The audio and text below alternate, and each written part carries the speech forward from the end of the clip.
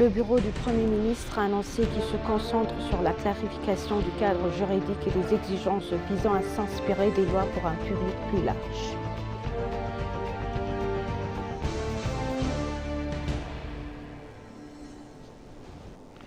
Le ministre des Affaires étrangères Taye Asqe-Selassie a souligné la nécessité de renforcer le multilatéralisme pour soutenir les efforts d'éradication de la pauvreté.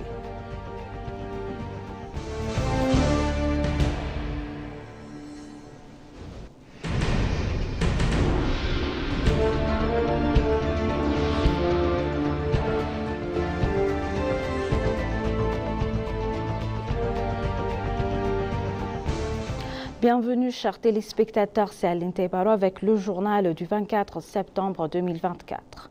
Le bureau du Premier ministre a annoncé qu'en augmentant continuellement le travail de communication efficace et une meilleure compréhension des politiques et des activités du gouvernement devrait être créée pour la société.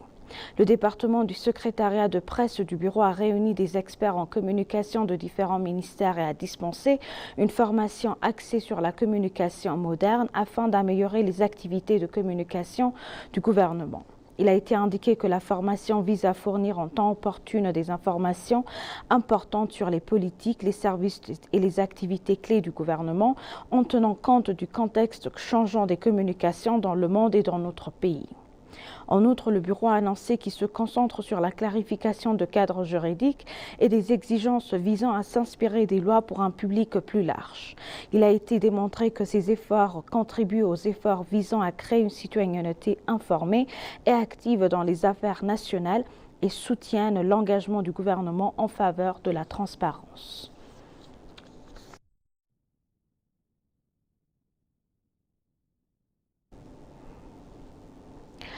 Le ministre des Affaires étrangères Taye Asqe-Selassie a exprimé sa crainte que l'approvisionnement et munitions par les forces extérieures aggrave encore la sécurité fragile et finisse entre les mains de terroristes en Somalie. Le ministre des Affaires étrangères Taye et Rosemary DiCarlo, sous-secrétaire général à la consolidation de la paix et aux affaires politiques des Nations Unies, se sont rencontrés à New York en marge de la 79e session de l'Assemblée générale des Nations Unies pour discuter de questions d'intérêt commun. Le ministre a apprécié les solides relations de travail que l'Éthiopie entretient avec les différentes agences des Nations Unies travaillant en Éthiopie et a souligné l'importance d'avoir des consultations régulières sur les questions locales et régionales. Concernant la Somalie, le ministre a souligné les efforts continus de l'Éthiopie dans la lutte contre le terrorisme et a souligné que tout accord post-ATMIS devrait être décidé après avoir pris le temps nécessaire pour délibérer sur tous les aspects de la mission, y compris son mandat, sa taille, son financement et sa coordination. Rosemary DiCarlo, sous-secrétaire générale à la consolidation de la paix et aux affaires politiques, a pour sa part réaffirmé l'engagement continu de l'ONU à travailler avec l'Éthiopie sur les questions de consolidation de la paix dans la région et au-delà.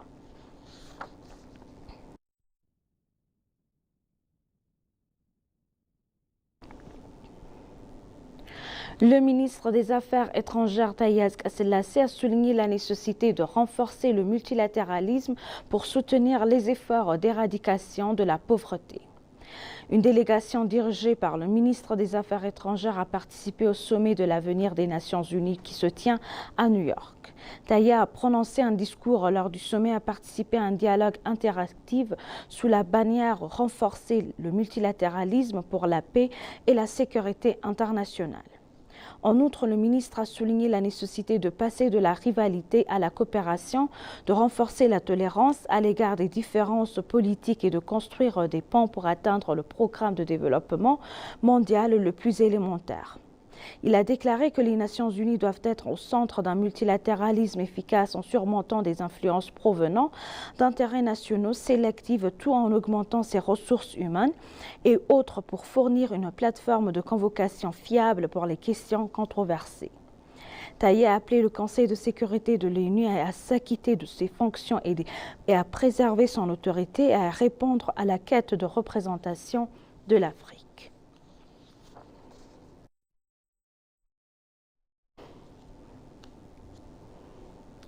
Iskander Yerga, qui a été nommé ambassadeur d'Éthiopie en Allemagne, a déclaré que l'Éthiopie s'efforcerait de renforcer davantage sa coopération bilatérale avec l'Allemagne.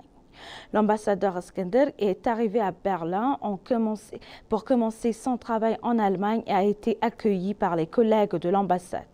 Ils ont également fait connaissance avec le personnel de la mission. Selon les informations obtenues auprès de l'ambassade éthiopienne en Allemagne, l'ambassadeur Iskander a déclaré que pendant son séjour en Allemagne, il travaillerait dur dans tous les domaines pour développer davantage les relations entre les deux pays.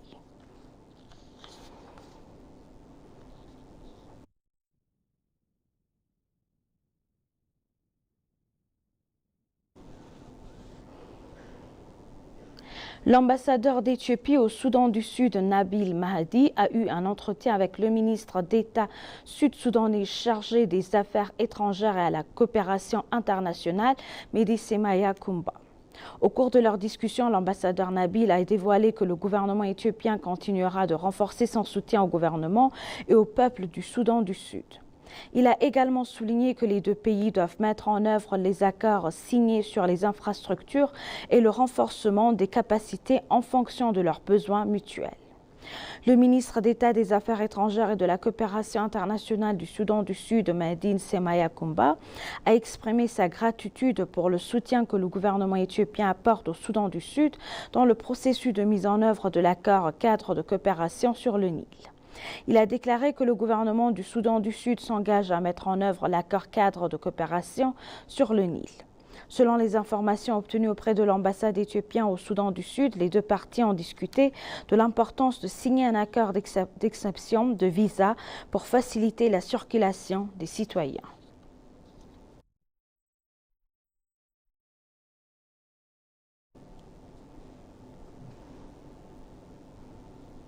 L'Organisation des Nations Unies pour l'alimentation et l'agriculture a ouvert sa toute première conférence mondiale sur l'innovation en matière de santé animale, les centres de référence et les vaccins visant à lutter contre les maladies animales. Dans la conférence, l'Éthiopie était représentée par Girma Amanté, ministre de l'Agriculture. Lors de l'ouverture, le ministre a souligné l'importance de la santé animale et de l'innovation, ainsi que la production et de la distribution de vaccins préventifs et d'autres pays africains. Il a remercié la FAO, l'OMS et l'UNICEF pour leur soutien sans réserve à la protection et à l'éradication des maladies pandémiques transfrontières et au renforcement de l'approche Une seule santé.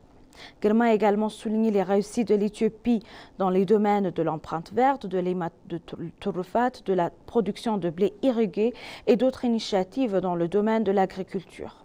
La conférence avait eu pour objectif de lutter contre les maladies animales qui coûtent des centaines de milliards de dollars par an au monde et constituent une menace pour la santé humaine, la sécurité alimentaire mondiale et les moyens de subsistance.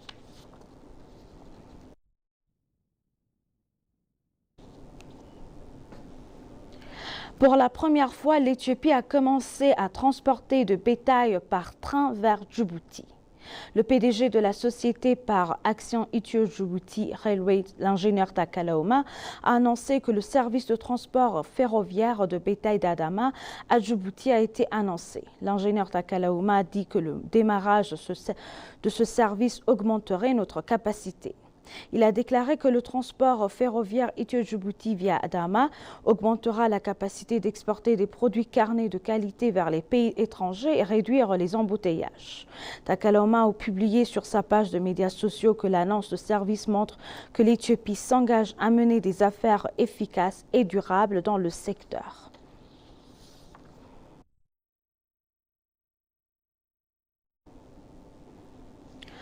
L'ambassadeur d'Éthiopie en République de Corée et ambassadeur non résident en République socialiste du Vietnam, Dessay Dalke, a visité Shin BVT Co au Vietnam qui est spécialisé dans la production de textiles et de vêtements.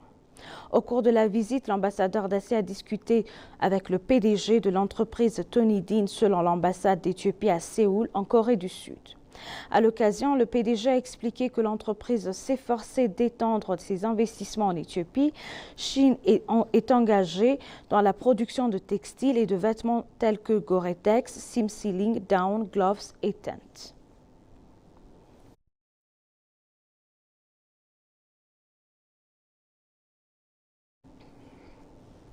Chers téléspectateurs, nous vous rappelons les titres principaux. Le bureau du Premier ministre a annoncé qu'il se concentre sur la clarification du cadre juridique et des exigences visant à s'inspirer des lois pour un public plus large.